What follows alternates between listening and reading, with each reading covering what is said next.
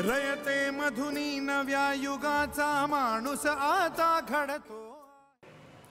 धनंजय भावलेकर दिग्दर्शित कर्मवीर भाऊराव पाटील यांच्या जीवनावर आधारित कर्मवीरायन हा सिनेमा मी आत्ता पाहिला आणि मी प्रचंड प्रभावित झालो। मला आठवतं शाळेमध्ये असताना आम्हाला कर्मवीरांवरती एक धडा होता। अक्षरशः सोनं गहाण टाकून पण गरिबांची मुलं शिकली पाहिजेत म्हणून अख्खं आयुष्य पणाला लावणारे कर्मवीर, लक्ष्मीबाई या सगळ्यांचं जीवन माझ्यासमोर उभं राहत होतं। आणि मला वाटलं की खरं म्हणजे आपण महाराष्ट्रात राहतो, आपण इतकं सतत शाहू फुले आंबेडकर म्हणतो, पुरोगामी महाराष्ट्र म्हणत असतो, पण आपली परंपरा काय आहे? म्हणजे हा सिनेमा पाहताना मला असं वाटलं की हा सिनेमा खरं म्हणजे एक सांस्कृतिक दस्तावेज आहे।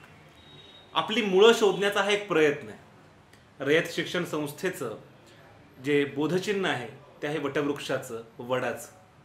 प्रत्येक पारंबी रुजते आणि पुन्हा एक नवं झाड निर्माण होतं। कर्मवीर भाऊराव पाटलांनी अशी अनेक झाडं जन्माला घातली। त्यामुळे जो माणूस नवी झाडं जन्माला घालायचा त्याच्याविषयी बोलणं, एक बायोपिक जन्माला, मला माहिती आहे आपल्याला की बायोपिकची सिरीज आली आहे आणि कुणीही येतं आणि कुणावरती येतं बायोपिक येत असतो।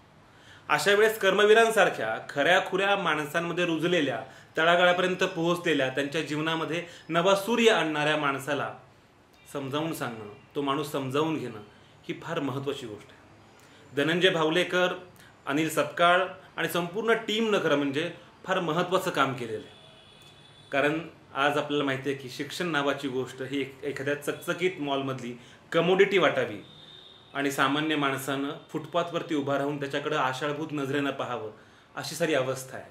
शिक्षण सम्राटांचं पेव गल्लोगल्ली आलेलं आहे। अशा वेळेस कर्मवीरांसारखा माणूस सर्वांच्या हाती शेवटच्या माणसापर्यंत शिक्षण पोहोचावं म्हणून प्रयत्न करतो।